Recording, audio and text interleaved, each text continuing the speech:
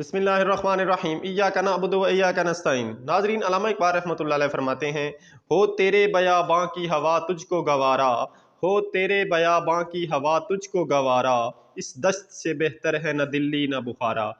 इस शेर में अल्लामा इक़बाल रहमतुल्लाह अलैह फरमाते हैं कि बेटा, जिस जगह तू रहता है, जिस कबीले में तू रहता है, खुदा करे कि उस इलाके, उस शहर की आबो हवा तुझे पसंद रहे, तुझे अपने उस शहर से मोहब्बत हो जाए। नाज़रीन, अल्लामा इक़बाल रहमतुल्लाह अलैह फरमाते हैं कि ए नौजवान, दिल्ली और बुखारा बड़े पुररौनक और बड़े शहर हैं।